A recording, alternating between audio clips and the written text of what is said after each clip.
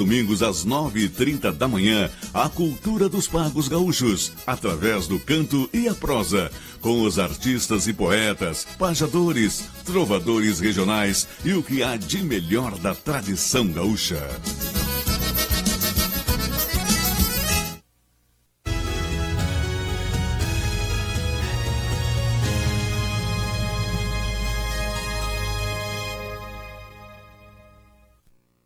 Virando o jogo, oferecimento Banrisul, Banrisul Digital, clique e simplifique, baixe o aplicativo hoje mesmo.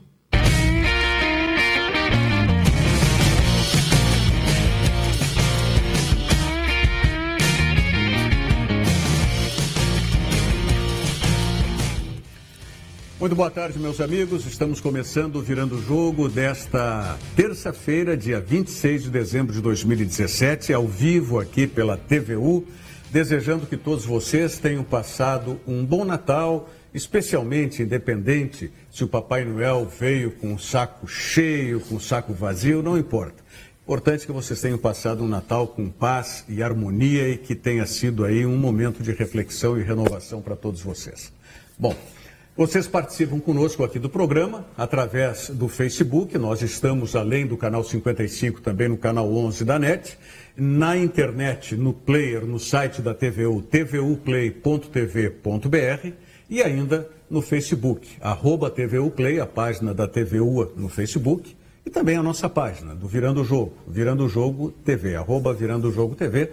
E se você preferir, também pelo nosso WhatsApp, 999 81 7700, para você interagir, participar conosco. Eu tenho certeza que, especialmente, o torcedor gremista vai ter muita vontade de participar conosco no programa hoje, porque quem está conosco aqui, novamente eu agradeço a presença, é o presidente do Grêmio, Romildo Bolzan Júnior. Romildo, obrigado mais uma vez aí pela presença. Vamos falar desse ano de 2017, que foi um ano especialmente bom, produtivo para o clube, não só para a equipe de futebol, mas para o clube também. Diogo Rossi, João Garcia, Nelson Cerqueira aqui comigo. Eu me permito, para abrir, perguntando em termos do futebol, a gente sabe, né? É o mais visível. Mas em termos da instituição, de tudo aquilo que vai desde o aspecto financeiro até o aspecto político, institucional, dentro e fora do clube. Como é que foi esse 2017? Foi bem, porque, na verdade, veja bem o que aconteceu conosco. Nós procuramos harmonizar todas as situações que dizem respeito à convivência com o Conselho Deliberativo. A oposição existe, a oposição está lá, a oposição é muito acreditada e, principalmente, é uma oposição muito responsável no Grêmio. E as auditorias internas realizadas, que são independentes, o Grêmio teve ali uma série de situações e tinha uma série de recomendações do Conselho Fiscal, da Comissão de Finanças. E o que a gente fez nesse período? A gente procurou ajustar tudo aquilo que dizia respeito às necessidades de ajustamento das auditorias do Conselho Fiscal. Nós fomos ajustando. Tinha ali vários apontamentos quando chegamos, hoje praticamente não tem nenhum apontamento, os apontamentos são mínimos, são basicamente funcionais. Havia toda uma situação de necessidade de organizar as questões das suplementações, que é um tema muito, muito relevante, principalmente porque as suplementações elas se dão de dois níveis. Ela pode se dar com receitas realizadas e, portanto, simplesmente para autorizar despesas a partir da receita já existente, ou então tu faz para autorizar o déficit, o aumento do déficit.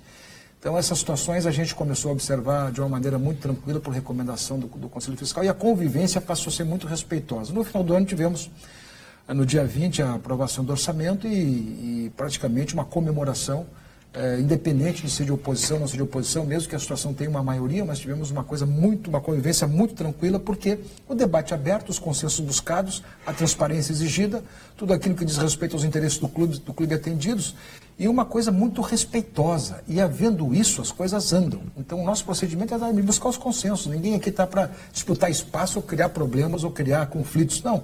Olha, se tem conflitos, se dos conflitos surgem críticas que nós temos que resolver, cabe a nós resolver. Vamos resolver. O Grêmio hoje procede assim, e aí nós vamos ajustando as coisas. E pela primeira vez no ano passado teve um fato interessante de arrecadação, que foram 100 milhões da Globo, que nós contabilizamos, mas entrou 70. Mas esse ano, por exemplo, não teve absolutamente nada, são todas as receitas ordinárias, vamos terminar o ano equilibrados. completamente equilibrados, possivelmente com pequeno superávit, mais mínimo, mas o clube não tem que dar lucro, melhor que se desse. Superávit? Superávit orçamentário. Sim, mas mesmo que seja de R$1, superávit hoje em clube de futebol no Brasil, há que se destacar. Nós tínhamos lá pela metade do ano algumas situações de não cumprimento do Profut e agora estamos completamente regularizados, exatamente nas previsões de receitas que fizemos e realizamos. Então o Grêmio hoje é um clube que está, vamos dizer assim, absolutamente seguro. Falta ainda o ajuste do fluxo de caixa. Mas o fluxo de caixa é uma conta de chegada no final do ano. Quer dizer, tu arrecadou tanto e gastou tanto, se isso compreendeu, tá, nem sempre todo mês está cheio, em condições de adimplir tudo. Mas, né, no final da conta, quando tu fecha o ano, fecha o balanço, tu vai encontrar que o Grêmio está equilibrado. Pois é. Tem uma coisa que chama muita atenção, é o número de associados do Grêmio. O Grêmio já superou a casa dos 100 mil associados? Estamos próximos disso. Próximos. Nós começamos em 2015 com 45, estamos com 94 e nossa tendência é chegar a passar dos 100 mil. Nós estamos trabalhando muito fortemente para que essa marca aconteça, porque nós não trabalhamos com sócios de cadastro inadimplente. O Grêmio tem exclusão automática do cadastro quando chega a 3 meses. Esses que eu falo, 94 mil, são rigorosamente em dia, que já pagaram o mês. Então nós não estamos trabalhando com um cadastro fantasma. Sim. É um cadastro que efetivamente é o verdadeiro, é aquele que está o sócio absolutamente adimplente com o clube no dia. Qual é a posição que está o Grêmio aí nesse quesito hoje em relação aos clubes brasileiros? Nós temos, na média, creio que o Grêmio está hoje num ticket médio superior a quase todos os clubes brasileiros. Poucos, acho que não tem nenhum clube brasileiro que está no ticket médio maior do nosso. Por quê? Porque o nosso incremento não se dá apenas pelo sócio torcedor, que é a parte mais barata desta questão. Nosso incremento se dá muito no título patrimonial, naquele que dá direito ao acesso ao gramado, ao campo, dá direito ao assento à cadeira. Então o Grêmio tem o sócio diamante, o sócio ouro, prata. Esse tipo de sócio é mais valorizado que o sócio torcedor. Os outros clubes fizeram massificação. O Grêmio fez massificação, grande parte desse contingente, em torno de 30 mil é isso, mas a outra grande parte... Mas mesmo na massificação, eu acho que o Grêmio está ponteando também. Ó, o Palmeiras foi quem cresceu também, o número de associados nesse período. Mas nesse contexto, quer dizer, o Grêmio chegou no treinamento e imaginou criar um clube de vantagens. Aí tu pagava 10 mil e tinha direito a descontos, desconto daquilo, aos convênios que o Grêmio tem. Desistimos dessa ideia, preferimos ficar exatamente, não pulverizar a associação e ficar naquela que efetivamente possa contribuir com o clube e dar as vantagens, mas prevalecer. É importante essa receita perene, né? Porra, muito importante. Nós saímos de 3 milhões e meio para praticamente 6.700 por mês. Mais que dobrou. Por mês. Então essa é uma receita, e eu sempre tenho dito, olha, o dia que o quadro social for pagar a folha de salários do futebol, com relação à folha de pagamento, há uma disparidade muito grande entre os maiores salários e os salários daqueles guris que sobem do júnior profissional? Na verdade, uma coisa é o jogador consolidado, pronto, já com 30 anos e liderança absoluta do time, que é uma expressão, né, técnica. Sim. Claro que esses estão num patamar muito superior. Mas o Grêmio faz uma política hoje de valorização da base. Hoje o Grêmio, por exemplo, tem jogadores na base que logo em seguida são valorizados. Por quê? Porque tu perde o vínculo deles, tu perde os direitos econômicos dele, a finalização de contrato está todo mundo de olho, então se tu não valorizares embaixo, então não é mais aqueles 6, 7, 8 mil reais não para quem está saindo da base e é promissor. Ele já passa para um patamar diferente. Agora, se ele confirmar, né, olha o caso do Arthur. O Arthur recém saiu este ano, o Arthur já passou de um salário que já era interessante, mas quintuplicou. Por quê? Porque fez por merecer. Aliás, por falar em Arthur... Acho que foi o Bavaresco que falou a semana passada que contou a história da observação do Arthur, não foi o Bavaresco? Ou foi um de vocês? De que o Arthur... Foi o Bavaresco. Foi o Bavaresco, né? O Bavaresco hoje ele deve estar lá entre Las Vegas, está lá por Nevada, está curtindo, está certo. Daqui a pouco ele dá uma mensagem dele, deve estar assistindo o vídeo do jogo. Que o Arthur foi colocado no grupo para esse ano por uma, vamos dizer, sugestão tua. Não. Chegou, disse que estava lá a relação do pessoal lá e tal. Aí disse que o presidente chegou lá para a comissão técnica. Humildemente. Eu vi um rapaz aí que jogou contra o Botafogo, que me enganou. Sabe o que aconteceu? Nós fizemos uma reunião lá para ver o grupo que ia para a pré-temporada. E, de fato, jogaram lá, esse, que assim, de fato... O Arthur ia ficar no grupo de Porto Alegre, ia ficar no grupo. Eu disse, quem sabe, né? Olha, não decidi ninguém aí, mas bota esse aí junto. Isso é verdadeiro. Mas ele estava no hall. Sim, mas poderia ficar de fora. Eles confirmam isso. Até sobre essa questão, presidente, de categoria de base, o senhor sempre falou muito que tinha esse ideal, né? De que o Grêmio fosse crescendo no grupo de jogadores com a presença de jogadores da base. A gente sabe da importância do atleta de base, mas por que o senhor sempre incentivou essa ideia de ter atletas de base? Isso é uma questão cultural. Para mim é uma questão cultural. Eu sempre vi, antes de ser qualquer posição de dirigente, o cara é gremista, né? O cara é torcedor. E cá para nós, os grandes títulos gaúchos, seja do Grêmio Internacional, se dão exatamente com os jogadores, maioria formada em casa. Porque assimilam a cultura, tem todo um vínculo, cria uma espécie de identidade e a torcida também tem mais empatia, isso é verdadeiro. Mas não é por isso. Para te ter isso, não adianta também ter jogadores ruins, tem que ter jogadores de formação boa. Eu tive a oportunidade, na quinta-feira passada, teve a finalização de ano da base, reunindo todos eles, e eu disse, olha, a gente frequenta muito pouco a base. Por quê? Porque como eles ficam contentes quando vocês vão lá? A vida cotidiana, a vida do clube, as atividades pessoais, profissionais que a gente tem, acabam não dando o tempo devido para a gente ir lá. Mas aí eu disse para eles o seguinte, olha, vocês estão incorporados no discurso do clube. Por quê? Porque o discurso do clube é responsabilidade financeira, é formação e competitividade no time principal. Então, se tu adequa o teu discurso político e estratégico a estas situações, eles fazem parte do contexto estratégico do clube. Mas a gente não está todos os dias aqui.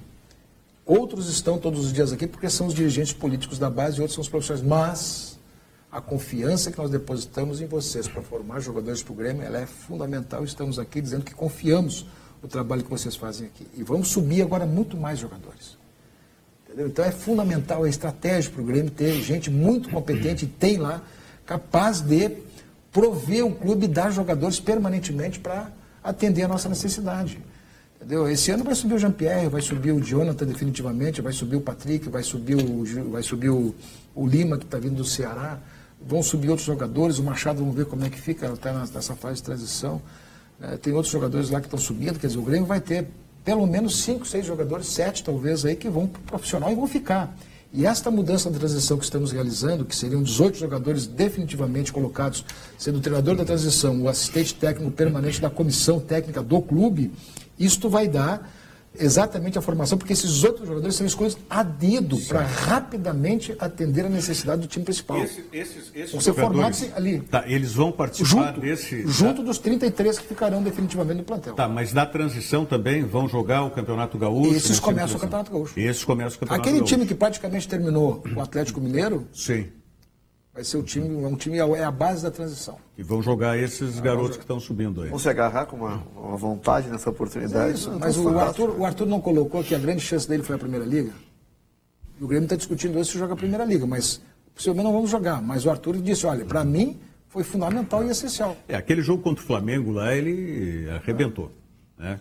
Uma pena que a Primeira Liga não deu certo, né, presidente? A Primeira Liga era uma questão política, era uma questão corporativa, era muito além do campo. O campo era secundário. Entendeu? E talvez se ela... uma das questões, eu conversei com o Marcelo Medeiros, bastante sobre isso, e talvez a gente fique exatamente com uma organização política para não precisar jogar esse ano em função da acumulação de calendário, mas ainda tentar permanecer com o debate político dos clubes. De modo assim que a gente tenha ali uma instância para decidir tudo. Quer dizer, precisamos de uma instância junto à CBF, precisamos de uma instância junto ao Congresso Nacional, precisamos de uma instância junto a qualquer situação política que estiver de calendário, junto às federações. A Primeira Liga ainda é uma instituição política. É uma pena para a Primeira Liga, nesse aspecto político institucional, que o Marco Polo Del Nero tivesse ido tomar café. Porque se ele não tivesse ido tomar café, ele estava no quarto e estava grampeado. Estava lá que nem um marinho. Sabe? É uma pena. Olha que deu fome no Marco Polo Del Nero e está aí. Porque se tivesse já grampeado lá, eu acredito que teria, vamos dizer, uma facilidade maior de prosperar a Primeira Liga. A Primeira Liga tem uma questão cultural dos clubes, viu? Ela lamentavelmente, num ambiente desses, tem clubes que não têm a compreensão da igualdade dos clubes frente ao primeiro debate, que é o político. Sempre o clube que acha que é maior que o outro politicamente. E não tem a noção de que a soma dos clubes, independente da hierarquia no ranking do futebol brasileiro, todos eles são um voto. E a soma de todos é que dá força do contexto. Aliás, a Primeira Liga... Várias formiguinhas reunidas fazem um grande formigueiro. A Primeira Liga repete o Clube dos 13, né? Mais ou menos isso. Mais ou menos isso. Só que a Primeira Liga não teve interferência econômica. A finalização dela foi com a interferência econômica muito forte, que veio um jogo político pesadíssimo. Aqui não chegou a ter tanto porque nós não consolidamos a questão política.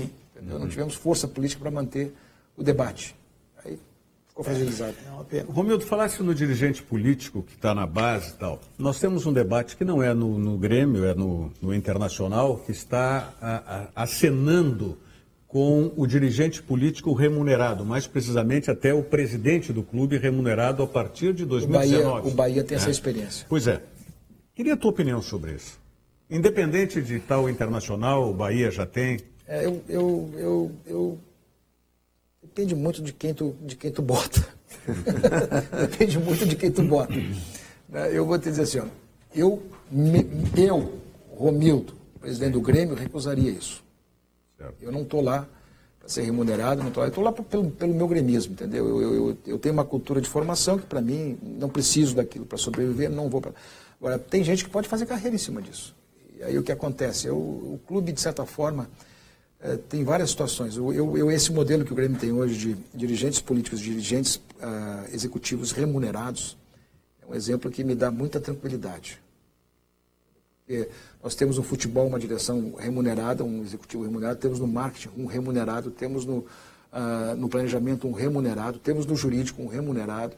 Enfim, nós temos tudo aquilo que depende das situações específicas de andamento administrativos do clube e estratégicos remunerados. Porque a esses eu me demando. Nós temos um CEO que gerencia todos estes e a quem o Conselho de Administração se reporta e cobra. Que não é remunerado. Que é remunerado, o CEO é remunerado. Não, o Conselho de Administração. O Conselho de Administração não é remunerado. É político. É político. O Conselho de Administração é político como presidente do clube. O Conselho de Administração do Grêmio se reúne ordinariamente uma vez por semana. Todas as segundas-feiras, às 5 horas da tarde, nós vamos ali com a pauta do CEO e debate todos os temas do clube, nos posicionamos e orientamos o CEO para as questões. Então, a nossa situação ela é absolutamente participativa e coletiva. As nossas decisões, o presidente expressa, representa e fala. E também é um voto nesse contexto. Mas como a gente discute muito, quero te dizer que não teve uma decisão sem consenso no Grêmio em todos esses 3 anos que eu estou lá. Nenhuma decisão sem consenso. Então, tudo se orientou nesse sentido. Então, esta modelagem me contempla porque eu não estou envolvido na rotina, nas questões do dia a dia, mas estou envolvido nas questões estratégicas e tomo conhecimento de tudo que tem no clube a partir exatamente das informações dos profissionais que prestam contas para nós. Eu prefiro assim, mas eu não quero dizer que não tenha necessidade, às vezes, de remunerar um dirigente. Eu confesso que eu não entendi ainda qual é o espírito da lei, né? O que está movendo isso de ter o dirigente remunerado? O presidente do clube, inclusive, e eventuais vice-presidentes remunerados. Tem que ter dedicação, né? Tu vai ter que ter expediente. Então, tudo bem. Mas, por exemplo, tu concilia os teus afazeres particulares, né, com a presidência do Grêmio, como vários outros vêm fazendo isso. Então, esse espírito, porque eu continuo entendendo, não sei a opinião de vocês, até gostaria de saber, que aqueles que são do clube, torcedores, eles têm que ter o cargo político, não tem que ter o cargo remunerado.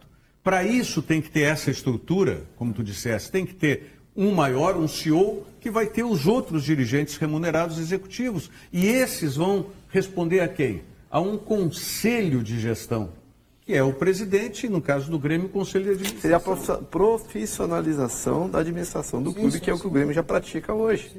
Sim, mas O Bahia tentou fazer uma coisa de uma outra maneira, foi remunerar os seus dirigentes políticos. E aí vai de encontro com o que o presidente Romildo falou. Depende muito de quem tu coloca. Se tu colocar pessoas que vão se aproveitar do cargo, tu vai ter uma administração. Talvez seja hoje, politicamente, sem remuneração, tu já tem essas pessoas que se não completam do cargo? Mas que talvez seja a tentativa de ampliar a cobrança. Talvez, eu não concordo. Mas talvez seja essa a tentativa. O que está nesse contexto é muito mais o seguinte: já que abre mão de tantas coisas, o clube remunera o tempo despendido ao clube. Eu acho que esse é o contexto principal desta visão dos dirigentes que querem isso. Quer dizer, eu vou ter uma dedicação lá e essa dedicação é tão importante, é tão prioritária e toma tanto meu tempo que eu vou remunerar. Para que ele tenha uma responsabilidade maior. Mas eu acho que pode ser. Mas na estrutura dos clubes de futebol, especialmente do Brasil, Eu acredito que esse sistema que é praticado no Grêmio, na maioria dos clubes, é o ideal ainda. Eu quero dizer mais, assim, ó, eu ainda tenho a questão tributária, quer dizer, a imunidade tributária dos clubes se dá exatamente para a não remuneração dos seus dirigentes. Eu não sei como é que se vence esse aspecto aí, não sei como é que estão criando uma condição. Tem isso também, o clube passa a ser uma empresa, né? Eu quero conversar com o presidente Romildo também sobre os pepinos que ele enfrentou, porque não foi tudo, né? O mar não foi essa tranquilidade em 2017. Teve muitas coisas aí, ou algumas coisas, pelo menos. Já que estamos no período de final de ano, que tal programar uma viagem em família ou até mesmo com os amigos? O Turismo Sesc proporciona o descanso, o lazer, além de estimular o conhecimento histórico, cultural, social e ambiental dos atrativos visitados. Confira os pacotes turísticos que estão disponíveis no site do Sesc, sesc-rs.com.br. Turismo também é com o Sesc. Vamos à mensagem do Banrisul e já voltamos. Sua vida toda cabe no celular. As músicas preferidas, os serviços que precisa, as lojas que você gosta e os momentos de lazer. Agora, cabe também um Banrisul inteiro. Banrisul Digital, um aplicativo completo para simplificar sua vida. Banrisul Digital, clique e simplifique. Estamos de volta aqui, rapidinho, Banrisul Digital. Clique e simplifique. Já baixou? Não baixou ainda? Então baixe o aplicativo do Banrisul Digital para facilitar a sua vida, você que é cliente Banrisul. Bom, eu agora aqui já ia perguntando e já vou começar por esse, que foi um dos pepinos enfrentados aí, não é? Com o Kleber, o gladiador. Tinha um acerto e tinha o Grêmio um prazo lá para fazer os depósitos mensais, né? E um desses depósitos atrasou, foi isso? Um dia. E havia uma confusão de prazo lá e tal, mas um dia, vamos dizer assim, ficou caracterizado, porque tinha uma tolerância de um prazo X, e essa tolerância foi exercida pelo Grêmio, e no dia seguinte passou um dia tal e houve execução. E depois, não houve como negociar? Não, recompusemos toda a situação, fizemos um novo acordo e organizamos isso. Porque era um valor, eu não me lembro exatamente os números, mas não era tão significativo. Mas não tinha que pagar todo... Se inadimplisse, venceria tudo antecipadamente. E aí nós repactuamos toda a questão lá com algum pagamento de uma parte dessa multa, repactuamos e estamos cumprindo lá. É uma situação Vai até quando isso? Vai até, são 5 anos, o parcelamento. Então nós já estamos no terceiro. Vamos para o terceiro ano. Mas menos mal que pode se repactuar isso, né? Mesmo que tenha pago uma parte da multa, porque... Mas certamente a decepção deve ser absurda, né? Porque 5 anos pagando por um jogador que pouco fez para o Grêmio, o presidente deve ter uma decepção gigantesca. Olha, tia, o futebol acontece disso. Esse é um caso... Este é o jargão para estas horas. O futebol tem disso. Aliás, os colorados não podem falar Anderson disso. Pode falar, né? Parecida, a bronca é parecida. Não pode falar Forlan disso. Forlan disso também, Mas aí é que tá. Eu acho assim... Tem bronca nova chegando aí. O futebol não é uma ciência exata. Não é uma ciência exata. Quer dizer, daqui a pouco você tem um jogador lá que estourou, ou mesmo, acho que esse aqui, e daqui a pouco ele vem e não dá certo. Tem que entender o contexto dessa situação. O Filipão era o treinador, o Filipão e ele não tinham a mínima capacidade de relacionamento, nada, absolutamente nada, então nós não tínhamos outra solução. Ou tinha uma solução, ou deixar ele completamente no estaleiro, paradinho lá, tá? e nada, porque não ia ser aproveitado. E caro, jogador caríssima oportunidade. Então... Na verdade, a gente resolveu fazer o seguinte, olha, segue a tua vida, nós seguimos a nossa e vamos organizar isso aqui. Tu falaste o negócio do Anderson, João Garcia, o Internacional está vivendo essa situação. O Anderson não aceita a rescisão, quer continuar recebendo. Agora, já se falou que a legislação trabalhista pagando 50% do restante do contrato, é isso? Não, no caso aqui não, no caso a legislação do jogador de futebol não é exatamente a mesma do trabalhador comum que tem um contrato a prazo determinado. A relação do jogador de futebol, a legislação específica manda pagar a totalidade do contrato. É isso que eu achava. E não tem desconto se pagar à vista. Só se for repactuar e pode parcelar como fizemos o Kleber. Jogamos tudo para frente. O Kleber ele foi contratado, eu me lembro bem, foi uma questão de mercadológica, foi uma questão de marketing, o gladiador para a Arena, foi todo um envolvimento nisso aí, e o jogador não confirmou também, né? Não confirmou, teve lesão também, né? Ele teve 2 lesões sérias, Sim. Passou por cirurgia Agora, também. Mas é o histórico dele também. O Romildo falou certo, é que contrataram o Gladiador ou já tinha contratado o Filipão ou não? Não, o Filipão Não, é o o treinador. Filipão veio depois. Né? O Filipão veio depois. Mas ou não contratava o Filipão depois ou... Não tinha.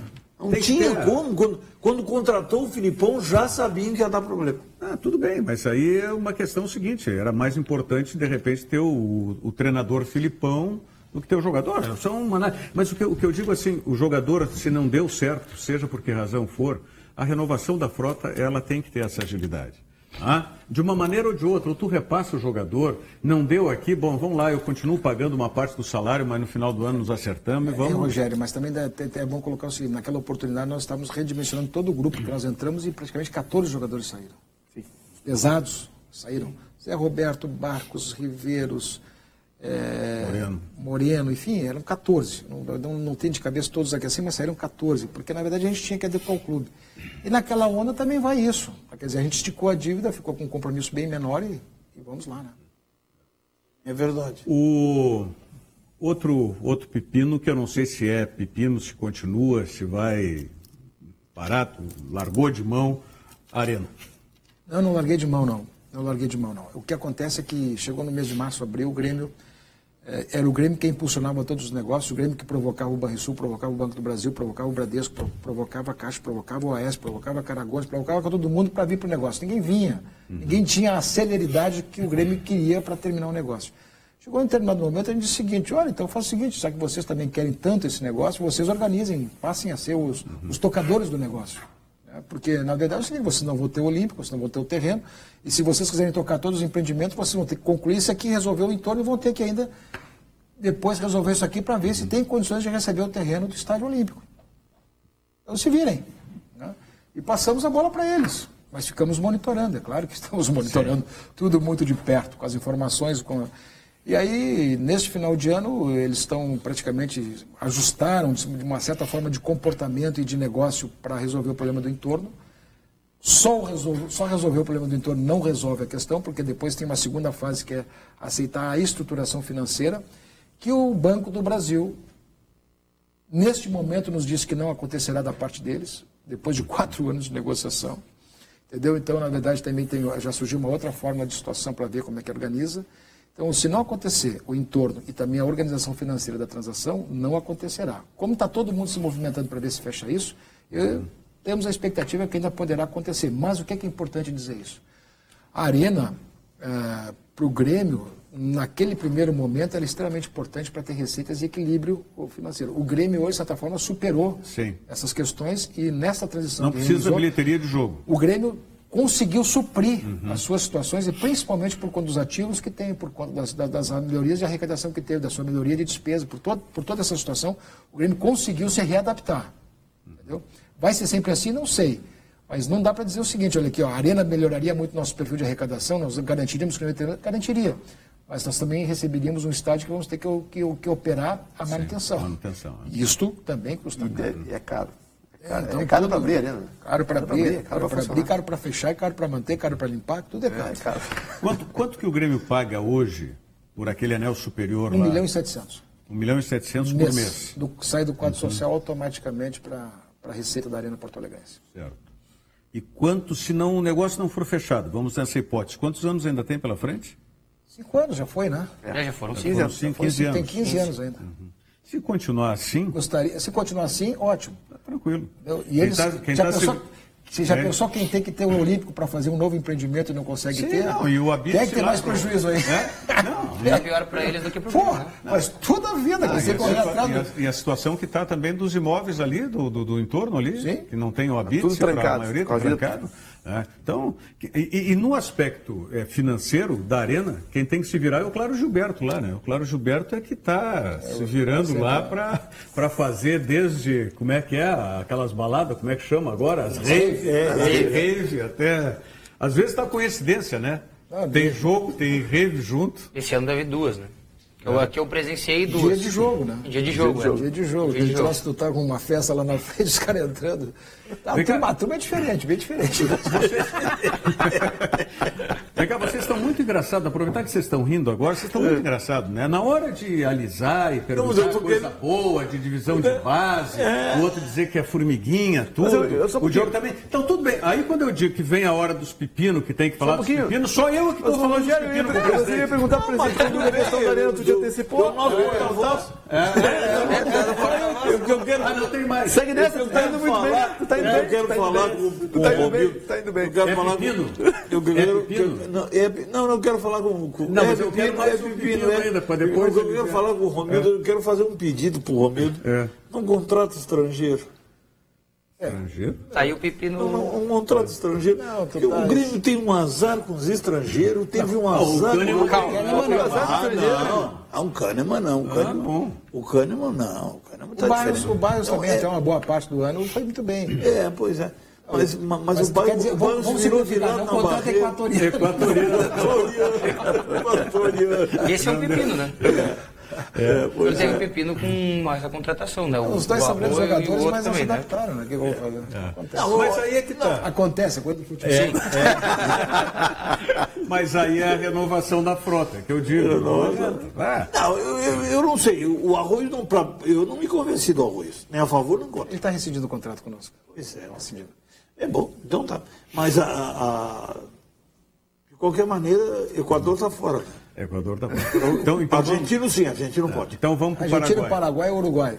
Então vamos para o Paraguai. Vamos para o Paraguai. Argentina, Paraguai. O Rivarola passou bem aqui. O Arce foi. O Arce passou. Não, estou falando, né? Agora, mais recentemente. Está muito bem. Não, caramba, foi o que eu falei. Então vamos para o Paraguai. Pepino, já que eu tenho que abordar os pepinos, vamos para o Paraguai. Que rolo é esse com a Sul-Americana de que tu pegou e distribuiu o dossiê para todos os patrocinadores? Não foi dossiê. Não foi dossiê. Eu tomei várias providências. De lá, nós elogiamos aqui, né? De ir lá, de fazer pautas importantes, foram várias pautas com eles. Eles tiveram a grandeza de nos receber depois do pau que a gente deu na entrevista, depois do jogo aqui em Porto Alegre, embora tivesse ganho. Eles nos receberam lá na sexta-feira, um dia e meio depois do jogo. Nos receberam, ouviram, debateram, avançaram em algumas situações, nos confirmaram algumas coisas, outras depois nos confirmaram, mas enfim, nós chegamos em Belo Horizonte, em Buenos Aires, fomos à Embaixada Brasileira, trouxemos a Embaixada junto conosco em todo o acompanhamento da nossa estada lá na final contra o Lanús. A Polícia Federal esteve conosco, e uma das providências que discutimos, e eu acabei adotando, foi também em face daquela arbitragem desastrosa, tremendamente desastrosa, e também por conta daquilo que eu ouvi na Comebol, nós comunicamos, sim, todos os patrocinadores da Comebol, que aquilo poderia macular a imagem da competição e, por consequência, dos seus patrocinadores. Fizemos isso? Fizemos. Mas não foi um dossiê. Sim. Foi uma posição de, olha, está acontecendo isso, queremos que vocês tenham ciência. Um alerta. Só isso. Não é essa a imagem da nova Comebol que nós queremos. E que eu acredito na imagem da nova Comebol. Vejo nesse presidente, o Alejandro Domingos, que esteve conosco em Abu Dhabi, que esteve lá agora, falei com ele, já nos atendeu também na prorrogação da Recopa, passando mais uma semana para o dia 14, primeiro jogo. Vejo nele uma pessoa extremamente acessível, aberta e com muito boa vontade. Vocês chegaram a falar isso quando do sorteio agora? Sobre esse fato? Não, porque eu não ia me arrepender. Eu não estou arrependido do que fiz. Mas não estou... Não tem que se arrepender mesmo. Não estou nem um pouquinho arrependido do que fiz. Fiz porque devia fazer e filo, como dizia o ex-presidente, bem feito. E filo bem feito. Então, vou combinar uma coisa. Eu não falei nada disso, mas comuniquei à CBF o contexto dessa situação, comuniquei lá ao diretor de competições da CBF, olha, a situação é essa. Se vocês quiserem conversar com os caras sobre isso, tal, eu não vou pedir bexiga porque eu fiz e fiz conscientemente. Não, claro, mas eu digo, eles, Comebol, também não vieram abordar contigo. Não, nem citaram, ficaram tudo sorriso, tudo mal. Ficaram no borde. Tudo sorriso, tudo alegre. Nos atenderam na prorrogação eu fico satisfeito que o Romildo tome essa posição, porque o futebol brasileiro, pela sua importância, politicamente estava muito por baixo na Comebol. Tinha que entrar por cima da bola na Conmebol? Porque a Conmebol fala espanhol, mas tem que meter um português neles. Não, claro. Tem que meter um português neles. Inclusive, eu falei aqui e disse para o Romildo, logo depois, né, a ação dele, tanto na entrevista pós-jogo, com os termos contundentes usados, termos do futebol, no contexto do futebol, tá? E as ações feitas junto à Conmebol foram tão importantes quanto uma defesa do Marcelo, né, um gol do Luan, tá, ou uma substituição bem feita do Renato. Te digo mais, as nossas ações, ainda bem que aconteceu toda essa desgraça da arbitragem no primeiro jogo. Sim. Porque no segundo não tinha mais salvação. No segundo, se nós fôssemos operados lá, porque eu estou com o sentimento claro de que aquele juiz vai nos operar. E não foi só pela não marcação do pênalti, vou dar o desconto da dúvida para ele. Por todo o contexto da partida, né? A facilitação da cera, a questão do árbitro, do técnico, esse jogo o tempo inteiro fora das 4 linhas ali, das linhas de observação técnica, a ausência do quarto árbitro em organizar aquilo ali. Ele foi permissivo as avaliações de cartão amarelo, que foi absolutamente o amarelo do Kahneman foi O outro foi provocado, ele foi atrás para dar, era visto, era notório, era visto. Quando terminou o jogo, rapaz, eu estava tão indignado com aquilo. Além de ter dado entrevista, que eu procurei me conter para não fazer bobagem e não dizer algumas coisas que não devia ter dito, e procurei não dizer, mas disse com a contundência que devia ter sido, eu parei o carro das arbitragem. Então, já saíram as duas, os caras. Eu saí, os caras abriram a porta para mim ainda. Abriram a porta para mim ainda. Estão uns 7, 8 árbitros lá dentro. Aí veio o CNM. De lá e disse, o que houve? Já não conversamos? Não, eu quero dizer para eles. Eu quero dizer para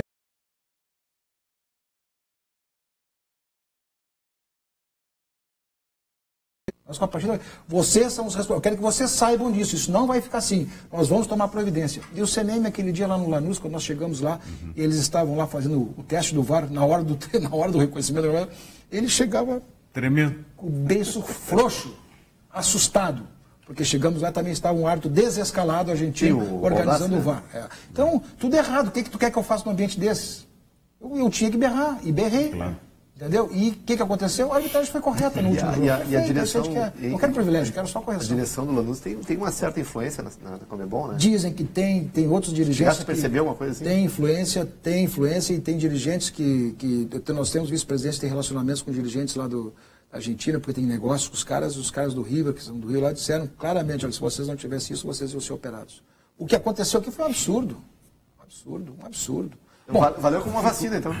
Não valeu como experiência. Valeu como exercício de como às vezes tem que ganhar um campeonato também fora do campo. E foi a minha primeira experiência. E o resto eu brincava com o Noveleta aqui. O Romildo era uma briga doméstica. Lá era coisa grande. No Romildo parece que eu via o Fábio Koff redivivo. Eu vi o espírito do Fábio Koff. O Fábio Koff tinha esses rompantes, que eu digo rompante no bom sentido, né? Tinha esses rompantes, ele embrabecia de um jeito que olha, saía do chinelo, rapaz. Mas tem certas horas que é isso mesmo, Tem certas horas que é isso mesmo.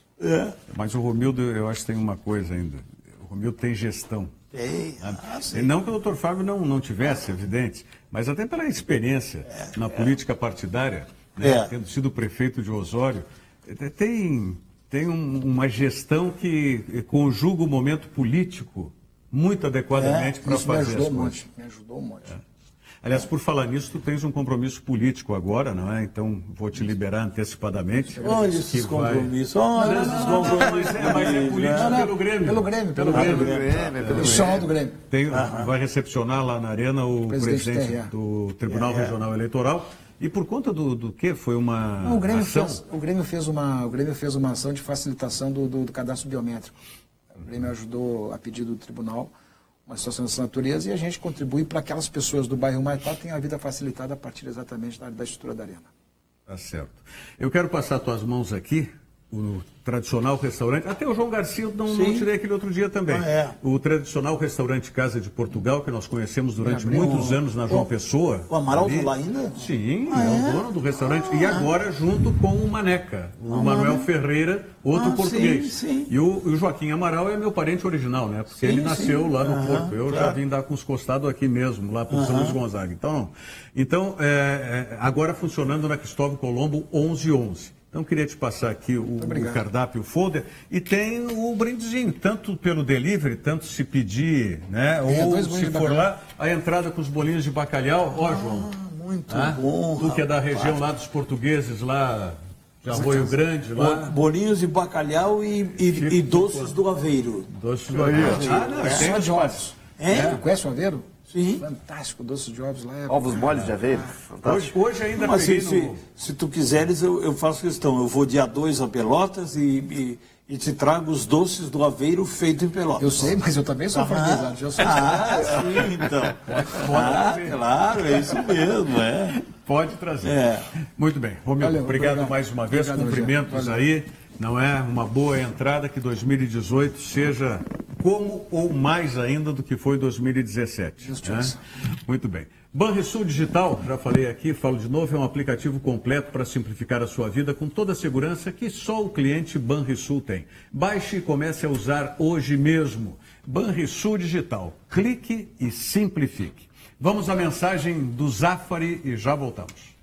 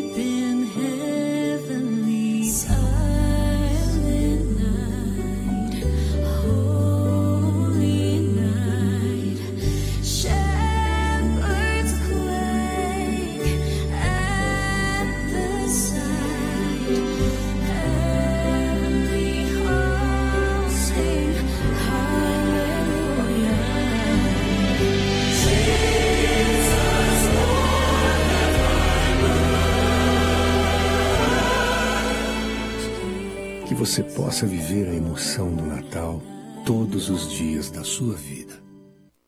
É isso. Hoje, passado o Natal, mas todos os dias da nossa vida a gente ter essa mesma emoção, compreensão, paciência, tolerância, não é? Para que a gente tenha efetivamente no próximo um irmão. Buenos, senhores, Anderson no estúdio, qual é o microfone? Ah, não? É só para pegar o microfone do convidado que saiu. Tudo bem, então tá ótimo, tá ótimo. O doutor Diogo Rossi, como nós não conseguimos atender os telespectadores, foram muitas questões, vamos nos comprometer o seguinte? Vamos. Encaminhar para o presidente Romildo esses questionamentos que vieram. Claro. Tá? E a gente responde também via Facebook para esses telespectadores, pode ser? Pode ser. Posso lhe dar Ou no programa mesmo a gente responde na próxima semana ou até essa semana já. Bom. Vamos respondendo todos. O senhor veja aí como produtor do programa o que fica melhor aí. Claro. Tá certo? Fica tranquilo. Olha só como ele tá, viu? Não, tá zen? Não, depois de Lanús, tá? Abu Dhabi e... Qual era a outra? Aires? Foi ali? Não, do lado de Abu Dhabi, em Al-Ali. Al-Ain. Al-Ain, E passando Buenos Aires depois, cobertura lá da greve geral. Ficou preso. Da greve geral e tal, tá que tá. Zen? Pode ser, né? Foi da maior esquina do mundo, certo? Mas eu ia falar, quem está em Portugal, que hoje eu vi no Facebook, o nosso colega da Rádio Gaúcho, Marcos Bertoncello, e ele tirou a foto que ele colocou hoje, né, vendo a ponte ali sobre o Rio Tejo, me parece que ele está bem perto de Belém ali. Isso. Né, do mosteiro. Aí eu disse para ele estava, claro, com uma garrafinha de Sagres na mão, né? Sim. Cervejinha. Aí eu disse para ele, dá um tempo na Sagres e vá beber uma bica e comer um pastel de Belém, que é aí próximo. Né? Você sabe que tem uma curva, quem vai para a concentração do esporte, tem uma curva, que a impressão, as pessoas vão rir de mim, mas eu vou dizer, tem uma curva da estrada, que você parece que está fazendo a curva de Belém Velho. Mas parece que você está fazendo a curva da igreja de Belém Velho. Porque há muitas regiões aqui do Rio Grande do Sul em que, como tem em Pelotas, o casario de Pelotas, o casario antigo que você sobrevoa de avião, parece que é a região do Aveiro, que foi a região onde vieram os portugueses que povoaram Pelotas. E aqui de Belém Velho também tem algumas povoações que lembra muito a povoação de Lisboa. Eu fui em 2004 na Eurocopa e passei por ali, mas a impressão que a gente tem é que está... Mas a nossa região sul aqui, Pelotas, Rio Grande, tem muita semelhança. Tem muita semelhança, tem. A tua cidade também? Não, Arroio Grande não. Arroio Grande é muito pequeno, não tem. Muito bem. Bom, por falar em pequeno, hoje saiu a notícia dessa questão do Internacional, né? Quando a gente quer que 2018 comece bem para o Internacional, ainda tem 2017 com questões que vem atucanando a vida. Bom, não bastasse ainda que tem esse enrosco do Forlan, que vem da gestão do Giovanni Luigi ainda, né? Forlan, tem a questão de Escoco, tem a questão do Fossati. Mas o Fossati, antigas, o Fossati ainda é da outra gestão do Vitória. São as questões que está só para resolver. Mas o Fossati, ele entrou com a reclamatória depois, não foi? Foi. Mais adiante. Bem depois. Mas esses jogadores, eles foram trazidos na gestão do Giovanni Luigi, ou estou enganado? Sim. O Forlan, o Escoco, né? E também não tiveram solução. E agora vem essa notícia aí de que o Guto Ferreira vai entrar também com uma reclamatória trabalhista. 5 milhões de reais. Assim, eu sempre gosto de citar, quando falo sobre essa situação, um colega nosso. Que o dia que o Guto estava para ser demitido, no dia da demissão dele, alguns minutos antes, essa pessoa me mandou uma mensagem e disse assim: vão demitir ele para não pagarem o 2018.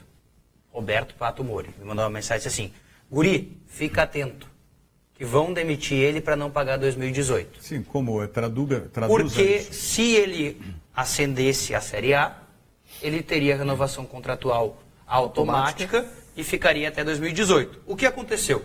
Matematicamente, o Guto não havia conquistado o acesso. Faltava um ponto. Mas foi ele que deixou tudo encaminhado para o acesso.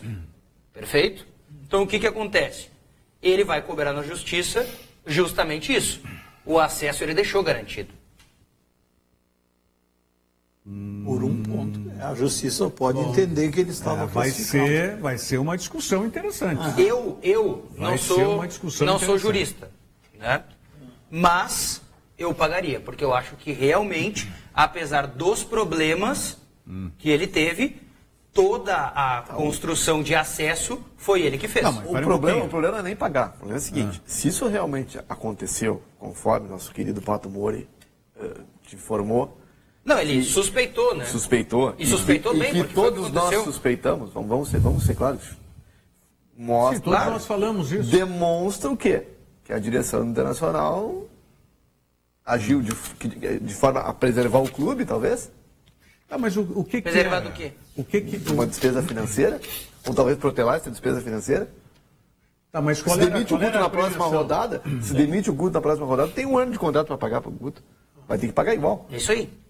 Sim. Se ele ascende a Série A, se ele conquista o acesso, ele teria mais um ano de contrato. E aí, renovação automática. Demitido, ele teria que receber esse contrato. E ele tinha alguma premiação além dessa renovação de contrato? Deveria ter. Alguma premiação pela Sim, parece que era $1 milhão de reais. Classificação ou só se fosse em primeiro lugar? Parece que tinha um bônus de $1 milhão pela classificação. Não sei se pela classificação em primeiro. Aí eu não sei se é pela classificação como campeão da Série B ou como o acesso. Isso dá para fazer uma teoria da conspiração extraordinária, né? Envolvendo até grupo de jogador, né? Sim.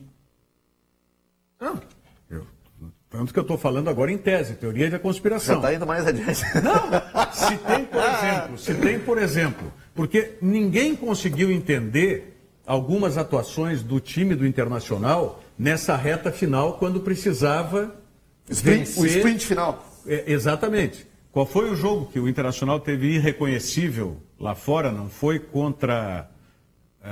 Teve vários. Não, nessa reta final... Qual dos 5? Não, nessa reta final, nos últimos 2 jogos do Guto Ferreira, 2, 3 jogos do Guto Ferreira, teve um jogo... E foi todos nós, eu não consigo me lembrar agora você está dizendo uma coisa que é inadmissível. Né? Não, mas é que eu estou dizendo, se você considerar que a direção do Internacional possa ter demitido o Guto Ferreira dentro disso que o Diogo falou, na informação do Pato Mori, ou da suposição do Pato Mori. Vamos chamar de suposição. Digamos que tenha sido isso. Nós já estamos começando uma teoria da conspiração, certo? Sim. Ou seja, para tu não pagar um ano de contrato, porque era o treinador que não servia para ti, para o elenco, seja para quem for, né, eu corto ele um ponto antes. Vamos lembrar que o Internacional inovou pagando passe de treinador. A multa pagou dele. 500 mil para o Bahia para trazer o Guto. Aí, a convicção do Internacional é que o Guto resolveria todos os problemas do Internacional. Né? O que não aconteceu antes do campo. Não aconteceu já de antes, porque nós tivemos manifestações públicas de alguns jogadores dizendo que o Odair deveria continuar, não era isso? Sim. Naqueles jogos interinos, manifestação, não foi manifestação pública de alguns jogadores. Eu não me lembro quais aqui.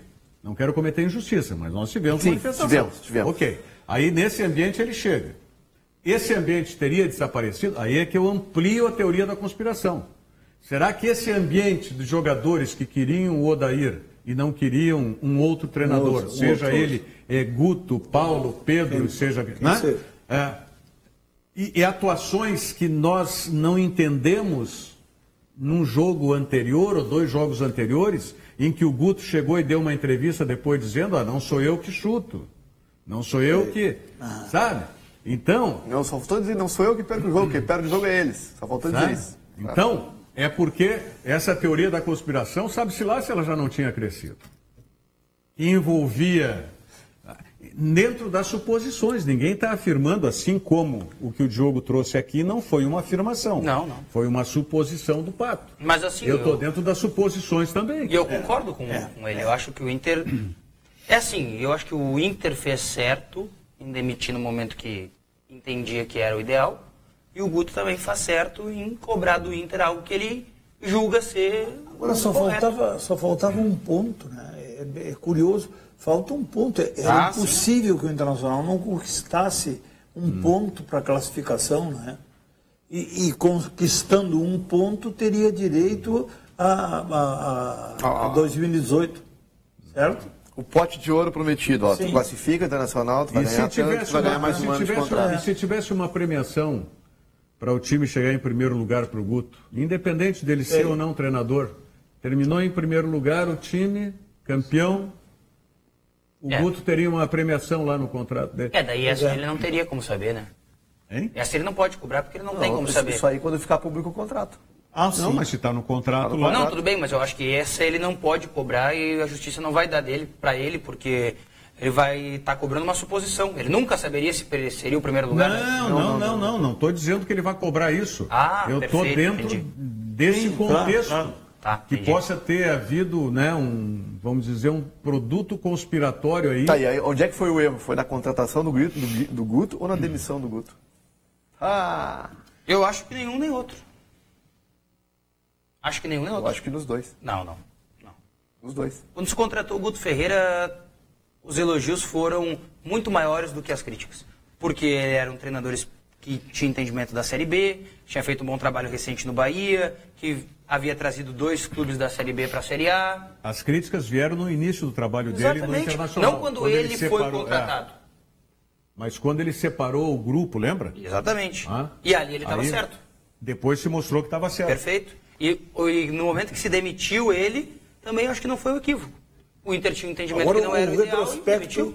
O retrospecto dele não era de mau treinador. Não. Mas ele não é mau treinador, apenas não encaixou, não deu. Não conseguiu fazer o time jogar. Por que ele não encaixou? Não conseguiu fazer o time jogar, Rogério. Não, mas vem cá, para um pouquinho. Mas, Rogério, pelo amor de Deus, tu viu o Internacional jogar em 2017. Mas não é isso, o Internacional...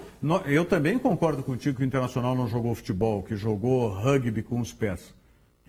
Mas era um jogo pragmático do Internacional, isso nós concordamos aqui. E dentro desse pragmatismo, o Guto estava levando para a classificação, certo?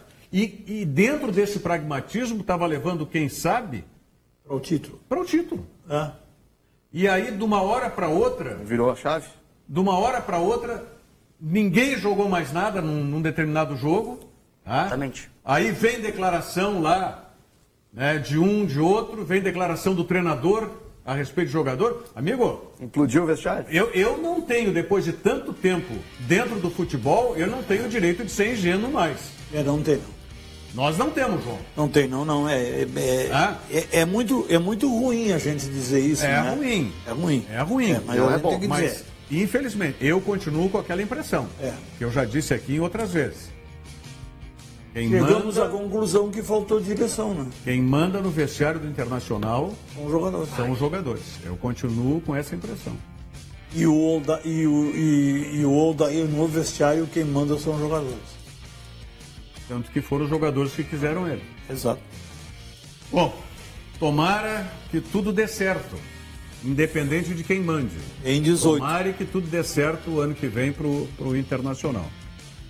Bueno, nós vamos ter 2 programas gravados, né? Isso, sexta e segunda. O programa de sexta-feira vai ser gravado e o programa de segunda-feira, dia 1º, também vai ser gravado. A exemplo do que foi o de ontem, brilhantemente comandado pelo senhor. Quer me encebar aqui, ó. Viu? Então, sim, claro, tem que arranjar os convidados agora para esses 2 de gravação, por isso. Tem que, só 8. Um abraço. Até mais. Até amanhã. Muito bem. Mas amanhã, quarta-feira, estaremos ao vivo, assim, quarta e quinta-feira, ao vivo aqui, à 13h. E com esse compromisso, vocês que mandaram perguntas para o presidente do Grêmio, o Diogo vai encaminhá-las e depois nós vamos responder para vocês. Tá certo? Muito obrigado pela audiência. Voltamos amanhã, 13h, ao vivo aqui pela TVU.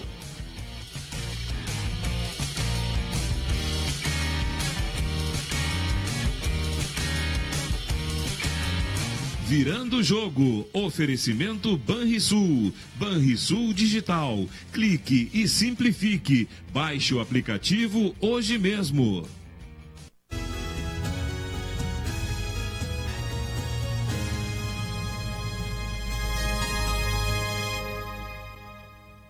Procurando mais praticidade, agilidade e confiança para produzir materiais gráficos? A Clique Impresso é uma gráfica online perfeita para você. Você cria um material, envia o pedido e recebe em até 12 horas. Do cartão de visitas ao banner. Aqui você escolhe a impressão e a gente entrega a praticidade.